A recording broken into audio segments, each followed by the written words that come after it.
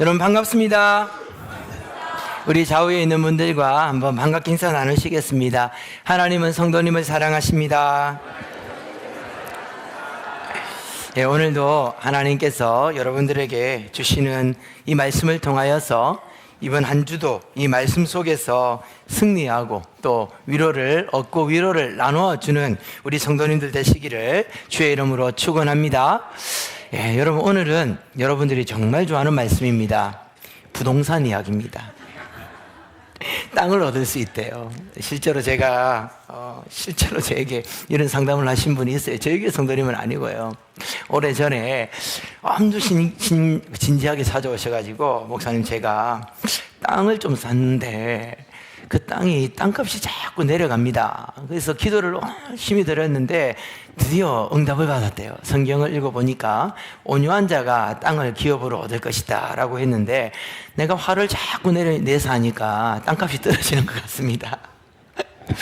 그렇게 또 이렇게 순진하다 그래야 될까요? 말씀을 그대로 이렇게 있는데, 여러분, 이 말씀이 우리에게 하나님이 땅 주신다라는 말씀이 아니겠죠.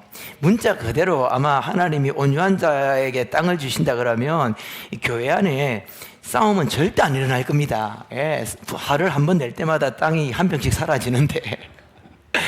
자, 여러분, 이 말씀 사실 어렵고 힘든 말씀입니다. 왜냐하면 지난주까지 마음이 가난한 자, 애통한 자, 그럼 우리가 하고 싶어도 하기 싫어도 저절로 되는 거잖아요.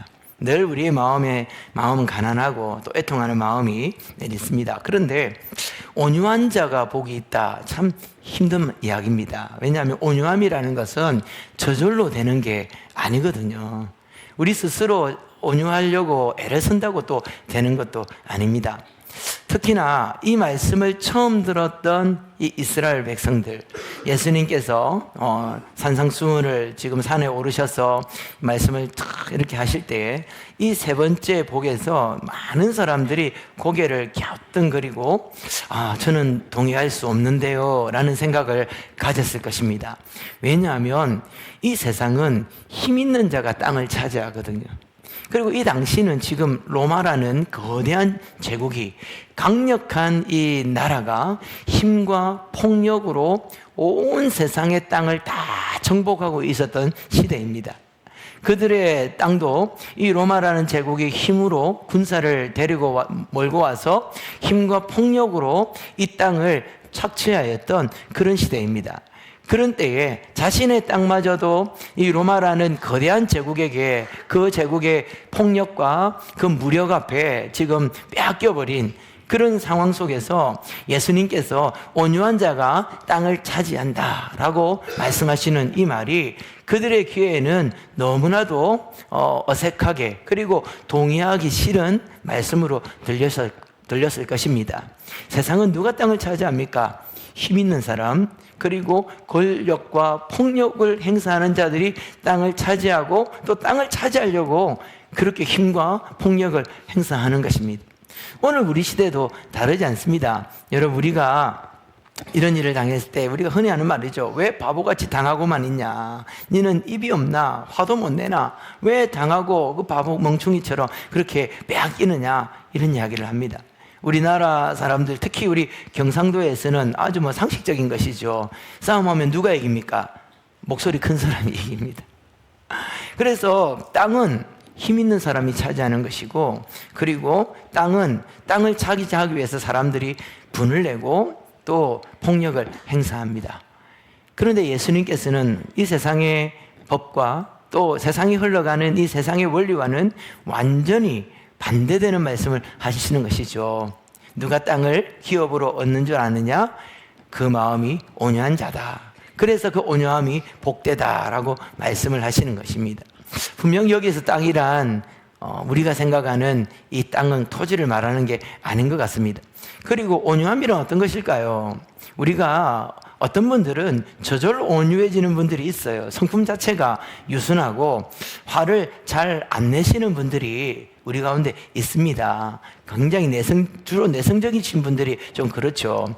그에 비해서 기질 자체가 조금 항상 이렇게 목소리에 화가 끼어 있고 분이 끼어 있는 분들이 있어요. 특히 우리 경상도에서는 더 그렇습니다. 우리 미국이 아니죠.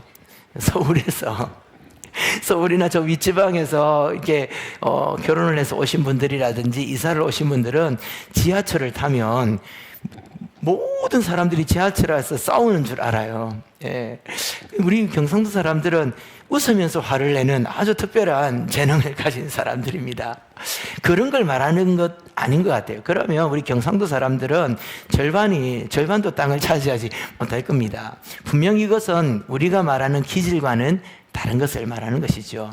예수님께서는 이와 같은 것들에 대해서 예수님께서 말씀하시는 이 온유함이라는 것은 폭력과 힘으로 다스려지고 폭력과 힘이라는 이 원리로 흘러가는 이 세상의 흐름을 거슬러 올라가는 하나님의 법을 따라 살아가는 사람들이 가지는 성품이다라고 말할 수 있을 것입니다. 자, 오늘 우리가 읽은 말씀을 조금 더 이해하기 위해서 시편 37편 7절에서 11절의 말씀을 우리 한번 찾아서 교독해서 한번 읽어보도록 하겠습니다. 우리 37편 7절부터 교독을 하겠습니다. 여호와 앞에 잠잠하고 참고 기다리라. 자기 길이 형통하며 악한 꾀를 이루는 자 때문에 불평하지 말지어다. 너를 버리며 불평하지 말라. 진실로 악을 행하는 자들은 끊어질 것이나 여호와를 소망하는 자들은 땅을 차지하리로다.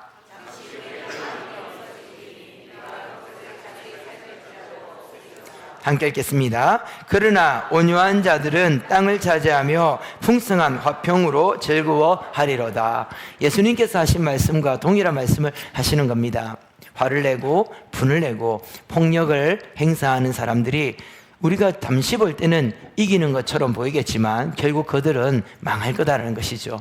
그리고 누가 화평을 누리고 땅을 차지하게 됩니까? 마음에 온유함을 가진 자, 온유한 자들이 땅을 차지한다라고 말씀을 합니다. 자, 그렇다면 이 온유함은 어떤 온유함일까요? 그리고 이 온유함을 우리는 어떻게 가질 수 있겠는가라는 말씀이 오늘의 말씀의 주제입니다. 먼저 온유함이란 어떤 것입니까? 첫 번째는 온유함은 악을 악으로 갚지 않는 것이 온유함이고, 조금 더 발전된 조금 더 깊이 말하면 온유함이란 악을 선으로 갚는 것이 온유함입니다. 여러분, 우리가 화를 낼 때는 주로 어떨 때입니까? 내가 털리거나 내가 죄를 지었을 때는 화를 잘 안 냅니다.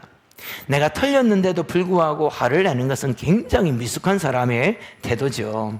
우리 일반적인 사람들은 내가 털렸을 때는 잠잠히 있습니다. 그런데 막 화를 내고 분을 내고 또 죄를 지을 때는 실제로 내가 옳다고 생각할 때, 그리고 실제로 그 사람이 내가 옳을 때 화를 내는 거예요. 내가 의로울 때 화를 내고 분노합니다. 복잡하게 생각할 필요 없이 여러분 가정에서 여러분 부부 싸움할 때 한번 생각해 보십시오. 어떨 때 부부 싸움을 합니까? 남편도 잘못했고 아내도 잘못했을 때는 절대 싸움이 일어나지 않아요. 둘 다 잘못했을 때는 싸움이 일어나지 않습니다. 그런데도 싸움이 일어나는 가정은 좀 문제가 있는 가정입니다. 싸움은 어떨 때 일어나냐면 두 명 중에 한 명이 옳고 한 명이 틀렸을 때, 혹은 둘 다 옳을 때 일어난다는 거죠. 한 명이 의롭고 한 명이 불의할 때나 둘 다 의로울 때 싸움이 일어납니다. 특히 여러분, 큰 싸움은 언제 일어날까요? 한 명이 옳고 한 명이 그럴 때보다 두 사람이 옳을 때가 더 큰 싸움이 일어납니다. 여러분, 집에서 우리가 대판 싸웠다 이러잖아요. 오늘 대판 싸우고 왔다 이러잖아요. 그럴 때 한번 생각해 보십시오. 누가 잘못했습니까? 둘 다 잘못한 게 없어요. 이야기를 들어보면 이 사람 말도 맞고 저 사람 말도 맞습니다. 우리는 내가 잘못했을 때 화 안 내요. 내가 의롭다고 여겨지고 옳다고 판단되고, 그리고 객관적으로 봐도 내가 옳을 때, 내가 의로울 때 화를 냅니다. 그래서 한국 교회에 아주 존경받는 목사님이 한 분 계세요. 목사들 중에 목사들의 목사라고 하시는 분이죠. 그분이 이런 말씀을 하더라고요. 사람들이 가장 큰 죄를 지을 때는 자신이 의로울 때다. 자신이 의로울 때 죄를 짓고 화를 내고 분을 낸다라는 것이죠. 여러분, 두 사람이 다 옳은데 싸움을 합니다. 여러분, 교회가 분쟁하고 싸울 때 보면 거의 대부분 그래요. 크게 싸워서 교회가 나뉘어지고 갈등이 생길 때는 여러분, 누가 잘하고 누가 잘못한 게 없어요. 그리고 둘 다 잘못했느냐? 그런 게 아니에요. 둘 다 잘했을 때, 둘 다 옳을 때 크게 싸웁니다. 그래서 들어보면 이 사람 쪽, 이쪽 이야기를 들어보면 이쪽 말도 맞고, 저쪽 말을 들어보면 저쪽 말도 맞아요. 그럴 때는 정말 하나님의 뜻이 어디 있는 것일까요? 둘 다 하나님의 뜻을 위해서 싸운다 그럽니다. 둘 다 하나님의 공의를 위해서, 하나님의 정의를 위해서 싸운다 그럽니다. 그럴 때는 하나님의 뜻은 어떻게 이루어질까요? 화평이 하나님의 뜻입니다. 둘 다 어려울 때는 화평과 그리고 평화가 하나님의 뜻이다라는 것이죠. 그래서 여러분, 우리는 의로울 때 화를 낸다라는 것을 늘 기억해야 합니다. 또 어떨 때 우리가 화를 냅니까? 억울한 일 당했을 때. 억울한 일을 당하면 잠이 안 오죠. 분이 일어나고 막 복수의 칼을 밤새도록 갈고 잠을 이루지를 못합니다. 그 억울한 일을 당했을 때 그러면 어떻게 해야 되냐? 그럴 때도 화를 내지 말아야 되느냐라는 것이죠. 이런 말을 들으면 우리 성도님들이 반문을 할 겁니다. 목사님, 틀렸습니다. 성경에 보면 하나님도 눈은 눈으로, 이는 이로 갚아라지 않습니까? 내가 피해를 보면 그 피해에 대해서 보복하라는 법이 구약 성경에 있지 않습니까? 이런 반문을 분명히 하실 거예요. 그런데 여러분, 구약에 있는 눈은 눈으로, 이는 이로 갚아라라는 이 말씀은 보복의 법이 아니라 보호의 법이라는 것을 기억해야 합니다. 여러분, 우리가 누가 나의 눈을 다치게 했어요. 그러면 우리의 성질대로 하면 어떻게 합니까? 내 눈을 오른쪽 눈을 다치게 하면 가서 그 오른쪽 눈만 다치게 합니까? 화를 이기지 못하여서 그 사람의 양쪽 눈을 다 다치게 하는 게 인간의 본성입니다. 내 이가 하나 빠졌다. 그러면 여러분 가서 어떻게 복수합니까? 내 이를 다치게 한 사람의 이를 다치게 할 뿐만 아니라 그냥 만신창이가 되게 해야 속이 후련하잖아요. 그래서 하나님께서 이 법을 우리에게 주신 것은 우리의 그런 폭력성과 온유하지 못하는 우리의 어떤 이 부족한 부분들을 보호하시기 위해서. 눈을 다치게 했느냐? 그러면 참는 게 제일 좋은데 그래도 못 참겠으면 여기까지만 해야 된다 라고 하나님께서 우리를 보호해 주시기 위해서 정한 법이죠. 그런데 이것은 그 정도의 법이 아니에요. 이와 같은 복수의 법, 보호의 법이라 그랬죠. 이와 같은 법들은 고대 사회에서 이스라엘 공동체뿐만 아니라 다른 많은 나라에도 통용되는 법이었어요. 그런데 이스라엘에게 주신 이 하나님의 율법과 이 세상의 법의 차이가 있어요. 그것은 동등한 입장에서만 통용되는 법이에요. 그런데 이스라엘은 이게 동등한 입장이 아니라 주인의 아들을 노예가 실수로 다치게 만든 겁니다. 노예가 그 집에 일하는 종이 그 집의 독자를 다치게 한 거예요. 여러분, 그런 경우에 어떻게 될까요? 우리 TV에서 조선시대 때 드라마나 옛날 사극 보면 그 집 머슴이 그 집에 정말 금쪽 같은 그 독자를 다치게 만들었다. 그러면 여러분 어떻게 합니까? 거의 반쯤 죽을 정도로 때리든지 심지어는 죽여버리죠. 그것이 이 세상의 고대사에 통용되었던 법입니다. 그런데 이스라엘의 이 법은 주인의 아들을 머슴이 그 집의 노예가 상하게 했다 할지라도 어디까지만 허용이 되냐면 오른팔을 다치게 했으면 오른팔까지 손을 볼 수 있는 거예요. 그러니까 이것은 하나님께서 약한 자를 보호하시기 위해서, 그리고 우리의 폭력성으로부터, 우리가 폭력적인 우리의 어떤 본성으로부터 죄를 짓지 않도록 하기 위해서 만들어 놓으신 보호의 법이다라는 것을 우리가 기억해야 할 것입니다. 자, 그러면 우리가 과연 여기에서 끝나느냐? 신약 성경을 보면 예수님은 더 나아갑니다. 에베소서에 보면 너희가 분을 내어도 죄를 짓지 마라. 그리고 해가 질 때까지 분을 품고 있지 말라는 것이죠. 분이 나는 것은 어쩔 수 없어요. 화가 나는 거 어떡하겠습니까? 여러분, 저는 화 안 낼까요? 특히 운전하고 가다가 여러분 갑자기 차가 팍 끼어든다든지 아니면 막 위협을 한다든지 그러면 화가 나죠. 그러면 막 저도 이게 막 내려요. 예, 창문을 내려가지고 옆 차에 어떤 사람이 있는가 보고 좀 큰 사람이 있으면 다시 싹 올립니다. 좀 만만하면 저도 한번 탁 째려보고 가죠. 예, 분이 나는 거 어떡하겠어요. 예, 분이 나는 거 어떡하겠어요. 그런데 주님이 말하는 것은 분은 하나님이 우리에게 감정을 만드셨고 정서라는 것을 만드셨기 때문에 어쩔 수 없이 나는 거예요. 그렇지만 분이 나는 그것을 죄로 옮기지 말라는 거예요. 분이 나더라도 죄는 짓지 마라. 그리고 분을 품고 있지 말라는 겁니다. 분이 나는 건 어쩔 수 있지만 그걸 품고 있는 것은 우리의 의지거든요. 이런 분을 품고 있어 보세요. 분은 계속 커집니다. 그리고 제가 느낀 거예요. 제 스스로 느낀 겁니다. 그 분노를 즐기더라고요.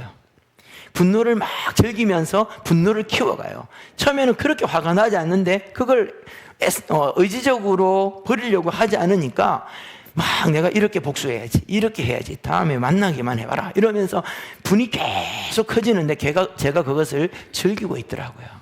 그래서 여러분, 우리 주님이 우리에게 말씀하는 겁니다. 분을 내는 건 어쩔 수 없다, 나는 건 어쩔 수 없다. 그렇지만 죄를 짓지 말고 그 해가 질 때까지 그날 안에 반드시 해결해야 된다라고 말합니다. 우리 예수님께서는 더 나아갑니다. 어떻게 말씀하십니까? 오른뺨을 때리거든 왼쪽 뺨을 대어주어라. 여러분, 가능합니까? 내가 오른뺨을 맞으면 그걸 참는 것도 어려운데 당신이 나 때문에 화가 났다면 그게 적성이 안 풀리죠. 왼쪽 뺨까지 때리십시오. 이럴 수 있는 사람이 과연 어디에 있겠습니까? 그렇기 때문에 여러분, 온유함이란 우리 사람들의 자연적인 성품이 아닙니다. 이것은 하나님께서 주셔야만 가질 수 있는 성품이고, 그래서 이 성품이 복인 것이죠. 이 성품을 가진 자들이 하나님의 나라의 백성이고 그 나라의 백성이기 때문에 이 성품을 가질 수가 있는 것입니다. 우리 동네 제일의 우리 모든 성도님들은 하나님께서 내려주시는 이 온유한 성품, 이 온유함의 복을 받아서 누리시는 여러분 되기를 주의 이름으로 축원합니다. 자, 두 번째로는 온유함이란 무엇일까요? 그것은 하나님만이 심판자이시고 하나님만이 왕이시다라는 것을 믿는 믿음입니다. 이 믿음이 없으면 절대 온유한 마음을 가질 수가 없습니다. 여러분들 중에 우리 모두가 그럴 거예요. 그러면 목사님, 침묵해야 됩니까? 불의 앞에 잠잠히 있는 것이 과연 그러면 하나님의 뜻입니까? 이런 말을 우리가 얼마든지 할 수가 있죠. 오늘과 같이, 지금 우리 시대와 같이 이 예민한 때는 특별히 그렇잖아요. 예, 침묵하는 자들에 대해서 비난을 합니다. 조용히 있는 것이 비겁함이다라고 이야기를 합니다. 여러분, 침묵과 온유함은 다릅니다. 온유함이라는 것은 우리 안에 있는 말을 표현하는 방식을 말하는 것이고, 침묵이론 태도를 말하는 것이죠. 우리가 할 말을 하되 분을 내지 말라는 겁니다. 참 쉽지는 않을 거예요. 어떻게 할 말 다 하면서 어떻게 화를 안 내고 온유하게 사람에게 상처 주지 않으면서 어떻게 이런 말을 할 수 있을까요? 성경에 나오는 인물들도 또 하나님의 사람들도 과연 이럴 수 있었습니까? 성경에 보면 이런 온유함을 가진 사람은 거의 없어요. 우리의 마음에 참 위로가 되고 또 우리에게 참 은혜가 되는 말씀이 있는데, 시편 109편 1절과 그리고 7절에서 10절까지를 우리 한번 교독에서 먼저 읽어보도록 하겠습니다. 내가 찬양하는 하나님이여 잠잠하지 마소서. 7절 여러분 읽습니다.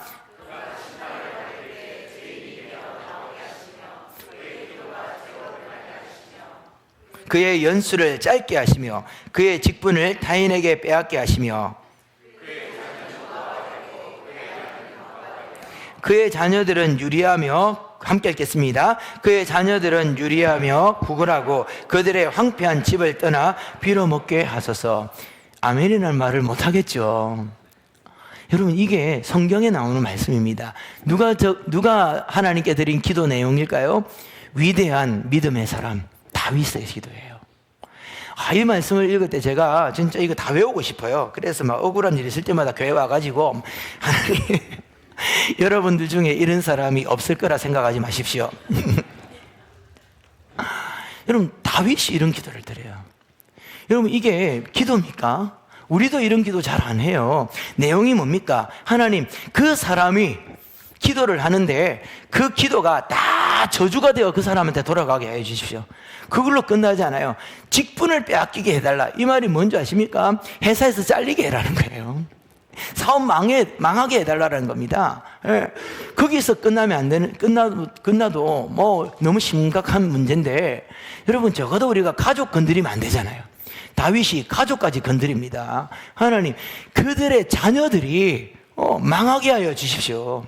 그래 놓고 맨 마지막에 뭐라고 말하냐면, 그 집안이, 그 집구석이 빌어먹게 하여 주십시오. 여러분, 제가 설교할 때도 여러분들한테 빌어먹게 하십시오, 이런 말 감히 쓰기가 어려운 격한 말이에요. 근데 성경에 기록되었다고요. 그리고 그 말을 다윗이 했다고요. 그것을 누구한테 합니까? 하나님께. 그 마음의 분노가 얼마나 깊었으면, 그 마음에 상처가 얼마나 컸으면 다윗과 같은 믿음의 사람이 하나님 앞에 저주를 하는 이 기도를 막 쏟아냅니다. 여러분, 우리도 그러면 이렇게 해도 될까요? 근데 여러분, 이 말을 다윗이 누구에게 하고 있습니까?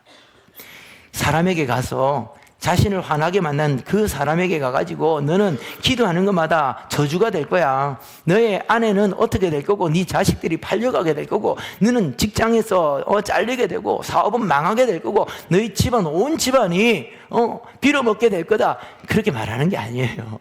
하나님 앞에 나가서 하나님 앞에 기도하는 겁니다.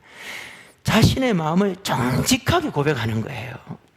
여러분, 도무지 용서가 안 되고 화가 다스려지지 않을 때 여러분, 하나님 앞에 나아가서 어떻게 기도하십니까? 하나님 앞에서까지 숨길 필요는 없어요. 정직하게 하세요. 하나님, 제 마음이 썩어 들어갑니다. 그 사람 때문에 잠을 이루지 못했습니다. 내가 아픈 만큼 그 사람도 아프게 해주세요. 막 쏟아내라는 겁니다. 그게 기도라는 거예요. 내가 하는 말이 아니라, 여러분, 다윗이 그렇게 기도했어요. 그런데 하나님께 다 쏟아내고 나면 어떻게 됩니까? 그 사람을 용서할 수 있게 되는 거예요. 실제로 다윗이 하나님께 이렇게 쏟아냅니다. 마치 만나면, 이 시편을 읽으면 다윗이 자기를 그렇게 만든 사람을 만나면 어떻게 해버릴 것 같습니까? 정말 이 말대로 혀를 뽑아버리고 그 자녀들을 다 죽여버리고, 그리고 막 그 사람 집안이 완전 망하게 되어서 빌어먹게 만들 그런 마음이 들잖아요. 근데 실제로 복수할 날이 왔어요. 그를 그렇게 만들었던 사울왕이 자기 앞에 잠자고 있습니다.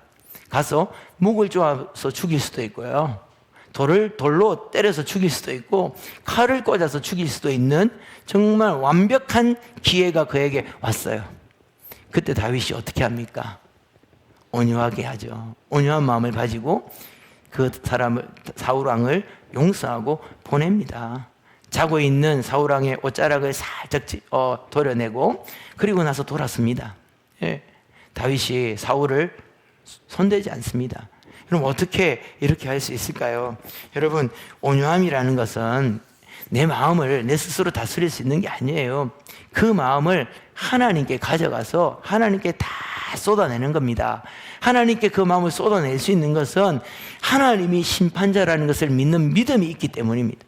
내가 이 사람을 심판할 권한이 없습니다. 심판의 권한은 하나님밖에 하실 수 없고, 심판주는 오직 하나님밖에 없습니다. 그래서 내 마음이 이 사람을 심판하고 싶고, 이 사람을 향하여 분노를 바라고 싶고, 내가 어떻게 해버리고 싶지만 나에게 그럴 권한이 없습니다. 그리고 또 하나, 하나님은 심판주이시기 때문에 반드시 하나님은 의로서 심판하실 것입니다 라는 하나님에 대한 믿음이 있기 때문에 그렇게 하나님께 기도할 수 있고, 원수를 갚을 수 있는 상황에서 원수를 갚지 않고 징계를 스스로 내리지 않을 수 있다라는 것이죠.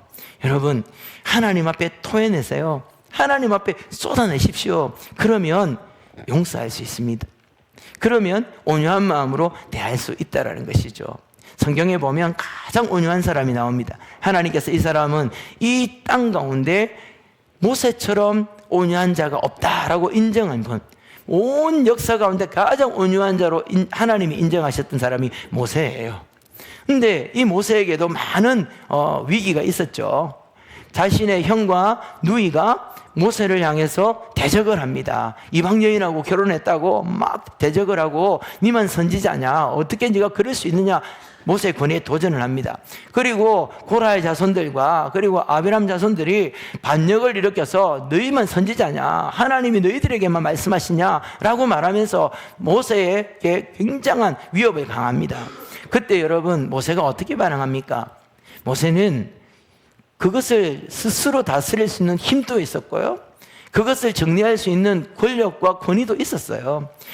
모세가 얼마든지 자신에게 대적하는 아론과 미리암을 어떻게 할 수 있었고, 대적을 일으킨 그들을 하는 모세가 사람들을 모아가지고 대적할 수 있었습니다. 그러나 그럼에도 불구하고 그는 자신의 힘 그리고 자신에게 있는 권위와 권력을 복수하는 데 사용하지 않습니다. 어떻게 그럴 수 있을까요? 심판자는 하나님이시다라는 것을 믿기 때문입니다. 자신에게는 심판할 권한도 없고 심판할 권위도 없다라는 것을 그가 인정하기 때문이죠. 그래서 여러분, 온유함이란 그냥 마음의 상태를 말하는 게 아니에요. 하나님을 향한 우리의 믿음입니다. 하나님만이 심판주이시고 하나님이 왕이시다라는 것을 믿을 때에 진정한 온유함을 가질 수 있다라는 것이죠. 그래서 여러분, 이 온유한 마음, 그것은 우리의 믿음의 또 다른 표현이라는 것을 믿으시고, 하나님 앞에 하나님만이 나의 왕이십니다, 하나님만이 나의 심판주이십니다 라는 고백으로 나아가 하나님이 부어주시는 온유한 마음의 복을 누리시는 우리 성도님들 되시기를 주의 이름으로 축원합니다. 그러면 하나님께서 이 온유한 자에게 땅을 주신다 그랬는데, 그 땅은 어떤 것일까요? 먼저는 하나님께서 다스리시고 하나님께서 통치하시는 새하늘과 새 땅, 하나님의 나라를 소유하게 된다는 것입니다. 그리고 두 번째는 땅이란 성경에서 언제나 안식과 평안을 상징하는 것들이었어요. 고대 사회에서, 지금도 마찬가지죠. 특히 고대 사회에서는 더 그래요. 내가 아무리 부유하다 할지라도 땅이 없으면 불안함 속에서 살아갈 수밖에 없는 겁니다. 아무리 내가 재산이 많고 힘이 있어도 땅이 없으면 나그네고 이방인이에요. 성경에 보면 아브라함과 이삭은 굉장히 부유한 사람이었어요. 그런데 늘 아브라함과 이삭은 이사를 다닙니다. 왜 그랬을까요? 땅이 없기 때문에. 땅이 없다라는 것은 안식을 누리지 못한다라는 겁니다. 아브라함이 하나님께서 그렇게 땅을 약속하시고 자손을 약속하시고 복을 약속하셨지만 잘 믿어지지 않는 게 하나 있었어요. 그게 뭐냐면 땅을 내가 차지하게 될 거다라는 것을 아브라함이 믿을 수가 없었어요. 왜냐하면 고대 사회에서는 절대로 이방인들에게, 이주민들에게 땅을 팔지 않았기 때문이에요. 그래서 아브라함이 평생 동안 그렇게 엄청난 거부로 살았지만 나그네 인생을 살 수밖에 없었고 안식을 누리지 못하다가 겨우 한 평 얻었던 땅이 어떤 땅입니까? 자신의 아내가 죽었을 때 묘지토로 사용하는 그 땅을 마지막에 그가 소유하게 되는 것이죠. 이처럼 땅이라는 것은 안식과 평안을 상징하는 것이고, 하나님이 우리에게 온유한 자에게 땅을 주신다라는 것은 우리의 마음에 평안과 안식을 주신다라는 거예요.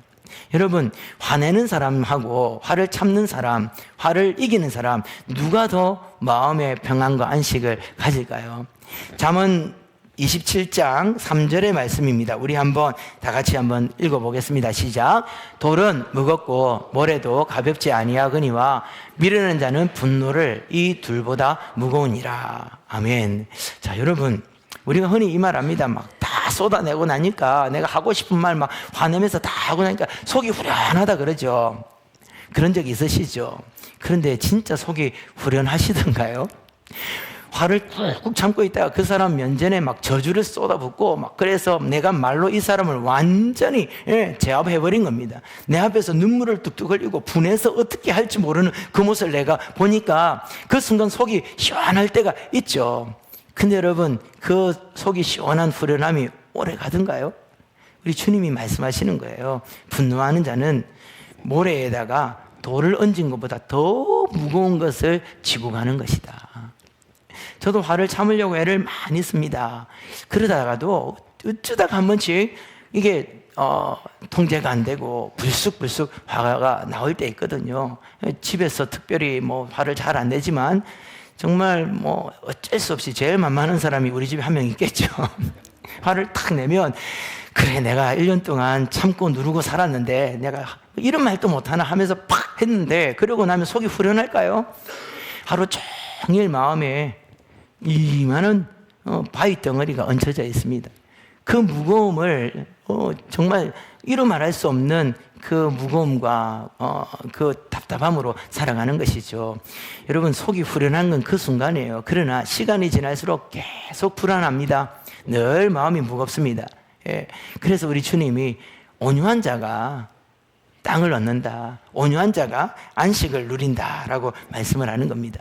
세 번째 땅은 무엇을 말하는 것일까요? 여러분 구약 성경에 있어서 땅은 소유하는 것이 아닙니다. 오늘날 우리 한국 사회에서는 땅을 막 가지고 싶어 하죠. 우리는 나라 자체가 땅이 적으니까 그리고 땅이 큰 재산이 되니까 어떻게든 땅을 소유하려고 그래요. 근데 구약시대에 하나님께서 이스라엘 백성들에게 땅을 정복하고 땅을 차지하라고 말할 때는 그 땅을 소유하라는 게 아니에요. 땅은 소유하는 것이 아니라 하나님을 위해서 일하는 곳입니다.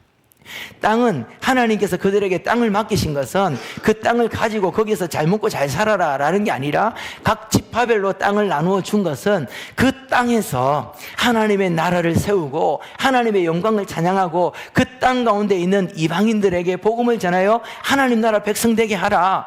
그 땅을 나눈 것은 그 땅만큼의 사역을 하나님께서 그에게 맡기신 거라는 것이죠.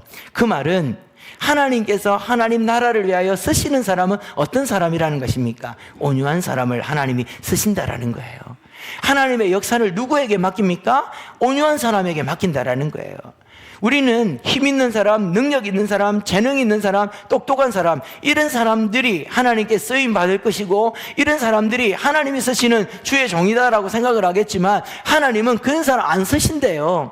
하나님께서는 어떤 사람을 쓰시냐면 가난해도 무능해도 무지해도 또 연약하다 할지라도 온유한 성품을 가진 자, 온유한 자에게 땅을 맡기고 그 땅에서 하나님의 나라를 이루어 나가고 하나님의 나라를 세우고 많은 사람들을 주께로 돌아오게 하는 이 영광스러운 하나님의 사역, 하나님의 역사에 일꾼 되게 하신다라는 것입니다. 여러분, 모세는 40대 때에 가슴이 뜨거웠어요.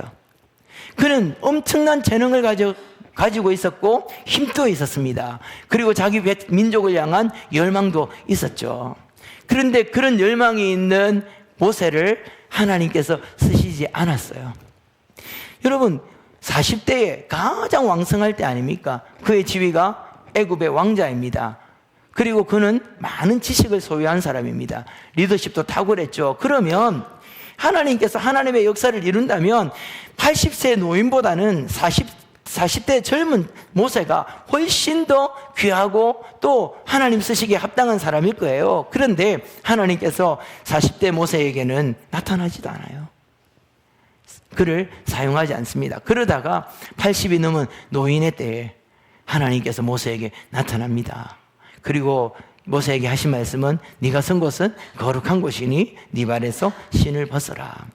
여러분 만약에 하나님께서 40대 모세에게 나타나서 앞으로 이 모든 일들은 내가 이루어 나가겠다. 그러니까 너는 나의 종으로 일해라. 네 발에서 신을 벗어라 라고 말했다면 모세가 신을 벗을 수 있었을까요? 하나님이 왜 40대 모세를 쓰지 않고 80세 모세를 사용했는가? 40대는 신을 벗을 수 있는 능력이 없어요. 80세가 되니까 하나님이 신을 벗으라 그러니까 신을 벗는 겁니다. 왜냐하면 자기가 할 수 있는 게 아무것도 없거든요. 그래서 신을 벗는 겁니다. 신을 벗는다라는 것은 나는 당신의 종입니다. 나는 당신의 노예입니다. 바꾸어 말하면 당신이 나의 주인이시고 당신만이 나의 왕이십니다. 하나님이 다스리시고 심판하시는 분입니다 라는 것을 고백하는 것입니다. 하나님께서 왜 80세 노인, 인간적으로 볼 때에 우리가 일반적으로 볼 때 아무것도 할 수 은퇴를 해도 보통 우리가 늦게 은퇴를 해도 70세잖아요. 은퇴를 하고도 10년이 지난 이 노인에게 나타나서 이 모세에게 일을 맡기냐면 80세 모세만이 온유할 수 있기 때문에 신을 벗을 수 있기 때문에, 바꾸고 말하면 우리가 신을 벗을 수 있어야만 온유한 성품을 가질 수 있고, 신을 벗을 수 있어야만 하나님 나라를 위하여 쓰임 받을 수 있다라는 것을 우리에게 말씀하고 있는 것입니다. 사랑하는 성도 여러분, 하나님을 위하여 뭔가 엄청난 일을 하고 싶으십니까? 특별히 우리 청년들, 또 우리 중고등부 친구들, 이번 겨울에 수련회를 통하여 큰 은혜를 받았어요. 우리 청년들은 어제 이제 수련회를 마쳤는데 정말 뜨겁게 기도하고 뜨겁게 찬양하고 하나님께 뜨겁게 헌신했습니다. 여러분 마음속에 하나님께 쓰임 받고 싶은 열망들이 정말 불꽃처럼 타오를 거예요. 기가 갔어요. 내가 하나님께 쓰임 받기 위해서 무엇을 해야 될까? 실력보다 중요한 게 있습니다. 재능보다 중요한 게 있습니다. 여러분들의 젊음보다 더 중요한 게 있습니다. 하나님은 온유한 자를 사용하시는 다라는 것이죠. 온유한 마음이 없으면 하나님께서 여러분들을 쓰실 수가 없어요. 우리 동네 제일교회가 정말 하나님께 쓰임받는 교회, 하나님 나라의 역사를 이루어가는 교회, 땅을 차지하고 땅을 정복하고 이 땅 가운데 하나님의 나라를 세워나가는 교회가 되기 원한다면 우리 모든 성도들이 온유한 자의 복을, 이 온유한 성품을 가지고 살아가야 한다라는 것입니다. 여러분의 가정에 천국이 임하고 여러분 가정에 하나님의 나라가 임하고 안식이 임하기를 여러분 바라십니까? 그걸 위해서 다른 것을 구할 것이 아니라 하나님 앞에 나에게 온유한 마음을 주시옵소서, 온유한 자의 복을 내려주시옵소서라고 기도하시기를 바랍니다. 여러분들이 하나님 우리 남편 온유하게 해주세요. 우리 아내 제발 좀 온유하게 해주세요. 우리 애들이 화를 많이 냅니다. 온유하게 해주세요. 그렇게 기도하는 게 아니에요. 내가 온유하게 해주세요. 나에게 온유한 마음을 부어주십시오 라고 기도하심으로 하나님의 나라, 하나님의 땅을 기업으로 차지하는 우리 모든 성도님들 되시기를 주의 이름으로 축원합니다. 우리 이 시간에 말씀 기억하면서 함께 찬양하겠습니다.